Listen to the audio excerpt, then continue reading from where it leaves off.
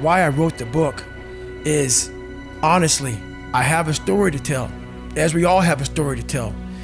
And what I realized on my journey was a lot of us don't believe that we can achieve the impossible. And along my journey, I started realizing, man, I gotta fucking tell some people about this shit, man. Like, I discovered something that some people have, but they don't even fucking know. All of us have it. But along this way, I wasn't, like I said, I wasn't a theorist. I became a practitioner. And I was like, my God, I'm busting down so many barriers of, like, I have a learning disability. Okay, but I'm catching up with everybody. I figured that out. I figured out all these negative things in my life that were keeping me in this hole. I'm like, I gotta tell people, man, that, hang on a second, man. You can fucking achieve the absolute impossible. You don't need great parents. You don't need like a private school. You don't need to have this humongous GPA and all this other shit. What you need is the one thing I talked about in my book, which is straight up brutal work ethic. You have to be willing to outwork everybody in the world. And that's the hard part. That's the hard part. This isn't like some 5-step process where if you do these 5 fucking steps, you're gonna end up with this magical world. Nah, I'm basically teaching you how to callous over your victim's mentality. I'm teaching you how to, like I did 67,000 pull-ups in training for the pull-up record. I was seriously callousing my hands to protect them. What I'm trying to do with people is teach them how to find more themselves to where they empower themselves. I'm all about the underdog. So that's what the book's all about, man. It's all about having that step process, and I had to share this with people. Well, where it started making me, I had to stop giving a fuck about people. That was the biggest thing. I had to stop caring what people thought about me. I realized that everybody's fucked up. That's the one thing I realized. I walked around and I put these people on a fucking pedestal. Everybody was better than me. So I can't tell you anything about me because you're gonna judge me and I'm gonna feel even worse than what I am. What I realized, once I calmed my mind down and sat back and looked at how jacked up this world is, once you realize that you are not alone, everybody that's talking to you about how jacked up you are, only thing they've done better than you is they've hidden their fucked up world better than you have. That's all they've done. So once I realized that, if you want to sit back, like for instance, there's all these things that are on TV and we have all these news people judging people who fuck up in life. Yeah, they made big mistakes. But that person who is judging you on TV, I guarantee you that news person is saying, I'm glad that my shit didn't come out, but I'm gonna judge the hell out of you. I know that about people. So if you want to sit back and judge how jacked up I was and how messed up my life was, Merry Christmas, go for it. Have a good time. But I'm smiling at you right now, knowing you have a secret that you're not willing to share. It gives you a lot of power when you're able to go on a podcast this big and say, hey, tell me, I'll tell you anything you want to know, because I no longer care. And that is a lot of power in that, to be able to put your life on a billboard for the whole world to see and say, judge it, man. Judge it. Like just me talking about it makes me feel good. And that's another thing about it. When you are willing to talk about how jacked up you are, the strength, that big rock that you carry, it just starts to come off you. It just starts to come off. That's why I do it so often. I'm like, hey man, I'll tell you anything you want to know. I'm tired of being afraid. I'm tired of not telling you shit. I'm tired of lying about how good I'm not. When I got through with that first 100-mile race that I did around that 1-mile track that I didn't prepare for, and I was considerably, it was horrible. And I'll never forget, I found such peace and beauty. And I got done, I was in the worst pain of my fucking life. And I got done and my wife pulled the car up on my ex-wife, pulled the car up on this little lawn, and I got in the back of it. And I got up the stairs. I'm not gonna go through the whole story, but I remember laying in the tub. And she put the shower on me, and I ran 101 miles in like 19 hours. And I was like peeing dirt out of me. And I'm sitting there and I'm jackhammering, and my body is just the most broken it's ever been, even to this day. And this feeling came over me. Call it crazy if you want, but very few people, I guarantee, have ever felt this before, to push themselves so far outside of what they thought was even possible, even for me. I laid in that tub and I didn't want it to go away. I had drained myself of every bit of strength, energy I had. And it was the best feeling I had in my life. All that pain, it was confirmation. It was confirmation that I had gone through a crucible and I had figured out another level of David Goggins, a level that I thought was humanly impossible for anybody to do. When I was at mile 70 and shit and pissed all over myself, and I was able to go 31 more miles. In that process of the next 31 more miles, I found out more about myself in that 31 miles than I ever have in my entire life. The conversations, the mental blocks, the roadblocks, everything horrible. It was just feeding at me like light speed. Get the fuck out of here, man. But I was able to figure out different tactics. And when I finally got done with that and I laid in that tub and it was over, the feeling of, my God, man, you just really discovered a whole new world, a whole new part of the brain that I guarantee very few people have. So it's a feeling I can't even describe. It's not about the underdog so much. I think we're all an underdog. I think the top CEO on the planet Earth still has that doubt. Yeah.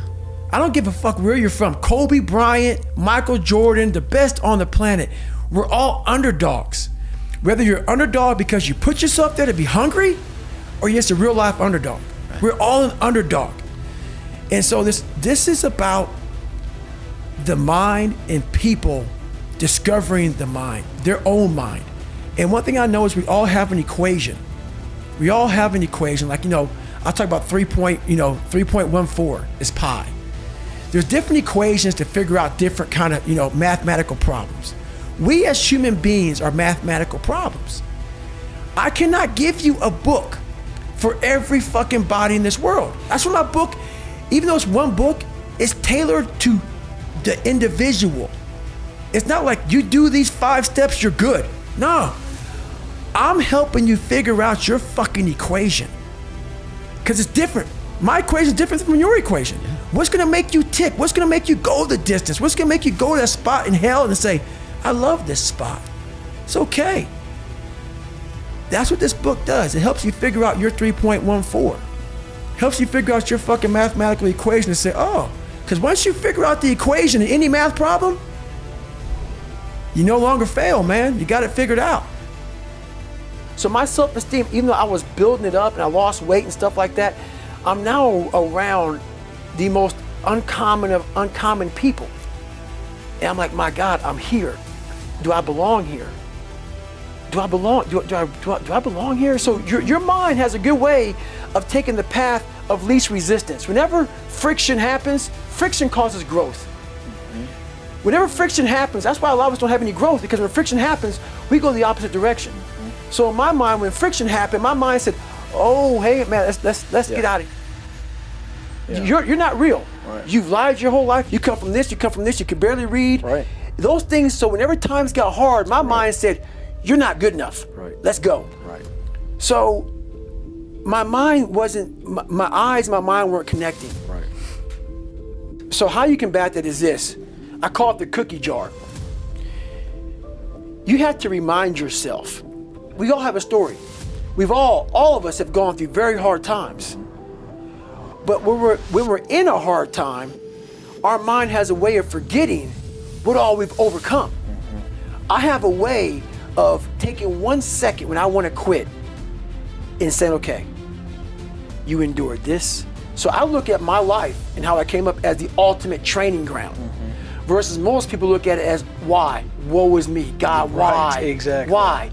I had to flip this upside down and say, hang on a second. God was training me to be one of the baddest men on the planet Earth. Absolutely right. That's how this was my journey. Because those things beat me, but they didn't kill me. I was able to work around them and figure out ways through it. So when I was in the worst time of my life in Hell Week, I looked at everybody and said, I'm the most trained person here. I've gone through more mental torture than any of you all can even fathom. So I'm looking at the baddest people on the planet. I'm looking at them like this. you guys can't hold a stick. So I started looking at verses like, I don't belong here, versus like, I might be the baddest person to ever come here. Who could have pulled this off? Who could have been given a sewer to live in their mind and say, okay, at birth, I'm gonna put you in the worst place on the planet Earth, and let me see if you can go to the top of the mountain with nothing. But just hard work, grit, and figuring it out, and not putting yourself back in the dungeon every time something got hard. So that's what became my daily voice was, you really are the baddest person on the planet. And after a period of time, you start to believe that. And so that's what happened to the first Hell Week, the second Hell Week, the third. Hell Week, that became my new norm. So what most people fear, I can never go through one. I don't want to go through two. Even SEALs would tell you that. That Navy, so I did 18 months in Navy SEAL training. It's only supposed to be 6 months long. It became my new norm. And that's what we don't do enough of. You're always looking for a new norm. And that's how my mind started saying, getting beat, getting tortured, suffering, broken legs, kidney issues. This is my new norm. And my mind started changing with the reality of who I want to be. I think pushing yourself physically is the number one factor of life. That is the true spot where you can really dive deep into. Life's about self-discipline. It's about self-discipline. We tend to do the things that are easy. And that is it builds no mental toughness, it builds no mental hardening, it builds nothing. When you working out is where you can build that the fastest. Because it's a constant, it gives you instant feedback. You may not lose the weight you want to real fast, but the discipline it takes, it transfers over to all aspects of your life. It's not people, man, why are you always working out? Stop looking at that way. This is the foundation of life.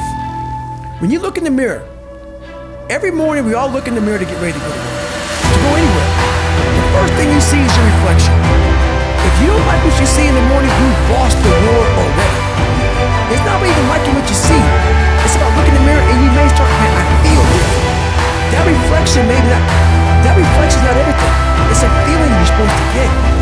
So you have to, in life, once you leave your house, the war begins. In your house, you have some control. And that reflection in the mirror, you have to control that reflection in the mirror. That's how you start your day. Leave your house feeling like, okay, I can fight. I've established the mentality to fight. And all that comes from working out. It's not just from, you can't find that in the office.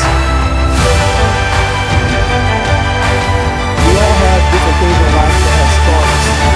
We want to act like those scars don't exist. So those scars, like, if you go out and you get cut, that scar is going to be there on your arm. You can go down and look at that cut and say, oh, or that scar and say, oh, that happened from, I was in the kitchen, or what happened.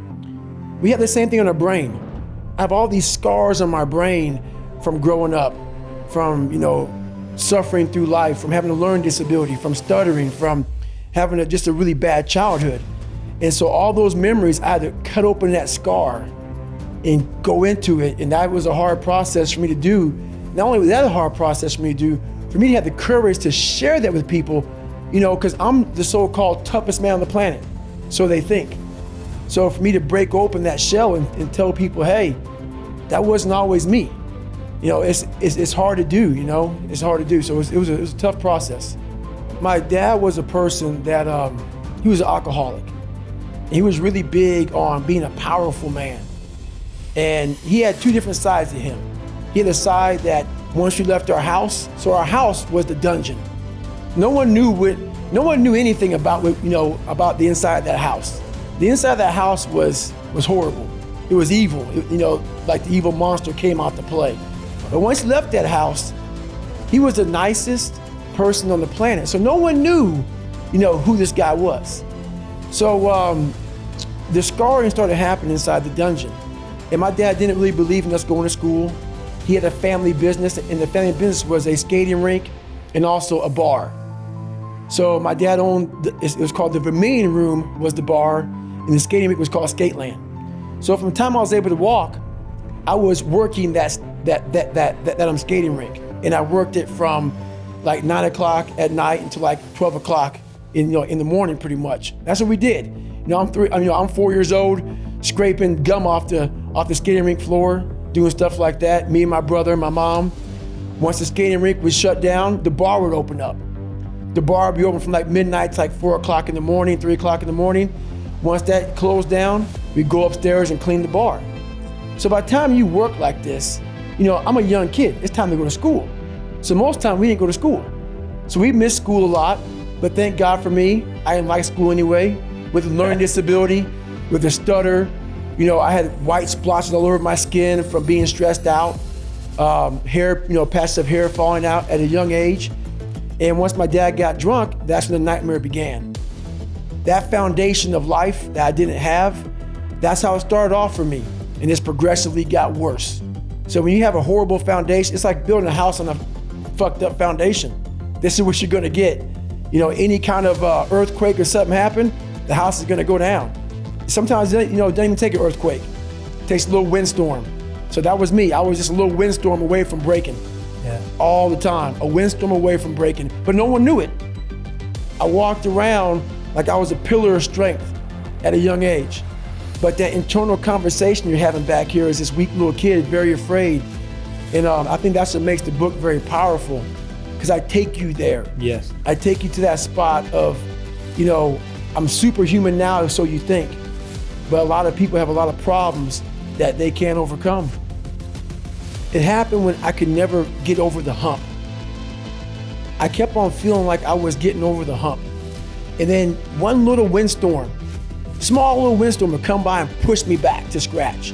It's like, why am I not, I'm learning how to read now. I was a junior in high school and couldn't read that well, a fourth grade reading level, because I would cheat on everything. And I learned how to read, I learned how to write. I taught myself all these things, all these disciplines. But whenever the first real big challenge would come, that little windstorm would push me back in the hole. And I realized, man, I'm fixing stuff on a surface level. I'm all surface, man. I'm not going deep into the cellar of my mind and fixing the foundation of my soul. My soul is broken. But I knew I could fix it, but I was afraid to go back. I was afraid to face the demons of my life, because you start lying. You want anybody knowing this shit about you. So you start lying about who you're not and start creating a person about who you want to be, but it's not who you are. So that's when I started realizing, man, I'm never gonna get over the hurdle. I'm always gonna live on a surface level until I go deep, deep into the sewer of my mind to figure out and face all of these different demons. That's hard. It's hard. We all like social media. We all like everybody to see us for who we wanna be. That's why we post beautiful things about us. That's not gonna fix you. So I realized that, and that's when I started going back. So I was about 24 years old, and I went from 175 to almost 300 pounds. And that's when I sat down on my couch and realized we gotta go back. And it started with me going back to my father. So we left when I was 8 years old. We went to a small town in Brazil, Indiana. There's about 5 to 10 black families in a town of 8,000 to 10,000 people.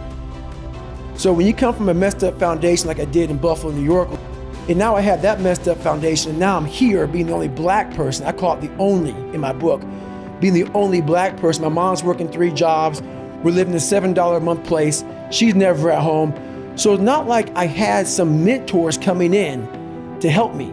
They were trying to put me in these different group places for like having some shrink talk to me and these 8, 9 kids, and one kid setting his house on fire, another kid's peeing in the trash can, another kid had a helmet on, banging his head up against the wall. And I'm looking at this at 8 years old. And I'm gonna get back to your question that you asked me, but these are the things I had to go back and relive. I'm 24 years old now, and I have to go back to all these things that no one knew about me in this group place where I'm in this place where these people are crazy and they think I'm crazy. And I'm looking at them thinking, I'm not crazy. You just don't know where I come from. I came from a place that truly damaged my mind, damaged my soul, and now I have to go back on my own to face this shit. So, At 24 years old, I sat there a lot of times. It was like one day, I woke up and said, I gotta face this. This haunting fucking voice in my head kept on saying, man, we gotta go back. The only way we can go forward is to go all the way back.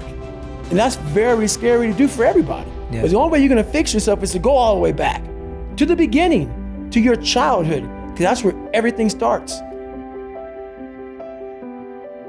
All of us, everybody thinks it's, my God, like my marriage is messed up, this is messed up. You have to go back to fix all your problems. It all starts from the root, man. And you cannot fix anything by giving it Motrin. You have a jacked up knee, the swelling may go down, but it's still jacked up in there. You gotta get it fixed. You gotta fix the knee. All those pills do, so pretty much, is just let the swelling go down. And you can live a little longer, but you're not fixing the problem. You're not fixing the problem. So one big thing is the accountability mirror. You have to start with yourself. So what happened in my life was we start to get, I call it like the rucksack. A rucksack is a pack that you carry in the military, and you put all your stuff in it. Your radios, your food, your water, all that stuff you have to carry in the military. That's your rucksack, it's a backpack pretty much. As you're growing up, we all have a backpack. Most of ours, hopefully, is empty, and what we put in it is all the crap we go through in life. That's what is in the backpack for the civilians, and we carry it around with us. So what you have to start doing is realizing that no matter where you're at in life, I got called nigger a lot, learning disability, stutters, immaturity, insecurities, self-doubt, so much crap on top of me. So much stuff. I lied a lot to create friends. So much stuff was in my backpack. No one's coming back to help me. So it starts with that person in that mirror. You have to realize you are on your own now. And whatever else you believe in, I don't care what you believe in, but on earth, it's a very lonely journey. And it starts with the accountability mirror of looking at saying, hey, all these things are coming back. I have to face myself. And you have to own all those things that people may have done to you. Now it's yours. You got to own it. And it's yours now to fix the problems that people did to you. It makes no sense. It's not fair. I get it. But if you live in that woe is me mentality of, guess what? My dad did this to me. My mom did this to me. People who bullied did this to me. You're gonna always live right there. You have to figure out ways to move forward because you're not coming back. You don't want to break open that callus, that scar in your mind. You don't want to break, you have to break it open, let that blood flow. You have to let blood flow in your brain. You have to let all that stuff flow out. All that toxic stuff that you have trapped in there has to start flowing out now. So, like you said, you are doing this to yourself. Yes, people may have helped you get there, but it's now on you. Painful truth, like all those people in high school and everything else, they don't know how you're gonna end up. So you gotta make sure that you constantly are rewriting your book. You have to constantly rewrite your book every day of your life. And these aren't just words I say, this is how I have to live. Like, these are conversations I have with myself. And I say it everywhere I go, the most important conversation one you have with yourself. You live with it every single day. But most of our conversations are not the right ones. They're not the ones that are gonna push us to the place we need to go. They're the ones that are gonna keep us sitting in that toxic environment that you've helped create and everybody else helped create, and you just live in it. You live in that muck, and that conversation just plays in your head, and that becomes you. So my first conversation when I was absolutely nobody, and that's one thing you have to say. We live in a world now that's so kind. We find the kind way around everything. Like, if you don't look good, I have to find a kind way of saying, I don't like your shirt. That's not the approach. If that's the approach you're looking for, that book is not for you. Can't hurt me is not for you. The approach you have to take, at least I took, you take whatever approach you want. The conversation had to be a real, honest conversation in the accountability mirror of, guess what? I was fat. Don't find a kind word to say that, you know what? I've gained some weight. No, you're fat. When I couldn't read, not like, hey, you have a learning disability. No, I cannot read. I have a 4th grade reading level, I'm struggling, and sometimes I call myself stupid. Not in a way to put myself down, So don't take it like, my God, those are so hurtful. Yeah, they're hurtful. It's honest. The conversation has to become an honest conversation of where you're at mentally. Where am I at mentally? I look like shit. I feel like shit. I'm falling behind in school. I'm lazy. My house is a mess. You have to look at what it is and call it what it is. Don't find words to make yourself feel better, because so we hang around people that make us feel better, that tell us what we want to hear, not what we need to hear. And so we stay away from those people. And we stay away from those people, like our internal dialogue becomes that kind, it's okay, it's not okay. So that's where it starts. It starts with that accountability of, it's not okay anymore. This can no longer be okay. And calling yourself out for exactly what you are and exactly how you need to fix it. That's where it starts. We skirt around the daggone problem. So we can't fix shit. Everything is like, well, if I say this on TV, I'm gonna lose my damn job. We have to say it. We have to break the barriers within our minds, within the world. And it starts with yourself. It starts with yourself. You gotta break the barriers down within yourself and just go there. You gotta go to yourself. I never set out to write a book. When I was in the dungeon and no one was coming back to help me, I just wanted that reflection in that accountability mirror that I hated so badly to be something that gave me pride, to be something that made me feel. It's not about money. It's not about success. It's not about people. Oh my God, that's David Goggins. Sign my book. No. When I started this journey out years ago, it's about, I just want to learn to read. So now I'm at a place now where I see the possibilities of human potential. What are we capable of is the conversation now. The conversation now is, how can I now talk to people in a way they can understand the message that I have for so many people. For so many people. So that's the new conversation now, is that you are constantly evolving. You never stay, either you're getting better or you're getting worse, you're not staying the same. So for me, I have to constantly be getting better. I have to constantly be evolving my message. So I'm constantly thinking in the quietness of my mind. That's a key point too. The world is so fast paced. The world is so noisy. So my conversation now a lot of times is, my God, slow down. The world can take you here, be there, be everywhere. And I lose myself sometimes. So I catch myself in the airport, I catch myself in the plane where I'm writing stuff down. Okay, remember this, remember that. And I'm going, hey, hang on a second, God. What got you here? This isn't what got you here. Slow the fuck down. Go back to the quiet place of that dirty mirror in that $7 a month place you used to live in. That's where you grew. So that's what I'm constantly reminding myself of. Go back to your roots. Now, I'm not saying go back to hell. But I'm saying don't forget where you come from. As you start to explode out of the gate when you become someone, my conversation is, do not forget your roots.